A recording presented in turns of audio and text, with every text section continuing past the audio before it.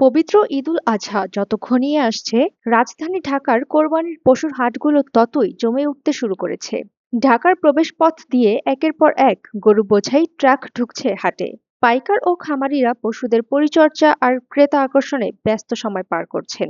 তবে হাটে মানুষের ভিড় ও কোলাহল বাড়লেও সেই তুলনায় এখনো কাঙ্ক্ষিত বিক্রি হয়নি। ক্রেতা বিক্রেতাদের এই মনস্তাত্ত্বিক লড়াইয়ে এখনকার হাটের সবচেয়ে বড় বাস্তবতা হয়ে দাঁড়িয়েছে দেখে বেশি কেনে কম। রাজধানীর বিভিন্ন অস্থায়ী হাট ঘুরে দেখা গেছে উৎসব মুখর পরিবেশ, ক্রেতারা এক হাট থেকে অন্য হাটে ঘুরে বেড়াচ্ছেন। পশুর আকার, জাত আর দামের সামঞ্জস্য খোঁজার চেষ্টা করছেন তারা। অনেকেই পছন্দের পশুর সাথে ছবি তুলছেন, দাম জিজ্ঞেস করছেন, কিন্তু চূড়ান্ত সিদ্ধান্ত না নিয়ে আরো কয়েকদিন অপেক্ষা করার পথ বেছে নিচ্ছেন। ক্রেতাদের ধারণা, ঈদের আরো কিছুদিন বাকি থাকায় এখন দাম কিছুটা চড়া। শেষ মুহূর্তে বিক্রেতারা দাম কিছুটা কমাতে পারেন এমন আশায় অনেকেই আপাতত বাজার যাচাই করছেন।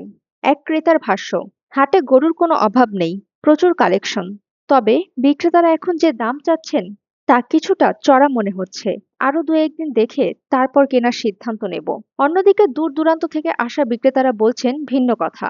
গোখাদ্যের বাড়তি দাম এবং পরিবহন খরচের কারণে পশুর পেছনে খরচ আগের চেয়ে অনেক বেশি। তাই লোকসান এড়াতে তারা দেখে শুনে বিক্রি করতে ক্রেতারা দাম কমার আশায় শেষ মুহূর্তের অপেক্ষা করছেন। অন্যদিকে বিক্রেতারা আশা করছেন ঈদের আগের শেষ ৩-৪ দিনেই আসল বেচাকেনা জমে উঠবে। ঢাকায় পশু রাখার জায়গার সংকটের কারণে মূলত ঈদের ঠিক আগ মুহূর্তেই প্রতি বছর মূল বেচাকেনা শুরু হয়। সুমাইয়া ফারাজি, দৈনিক আর নিউজ।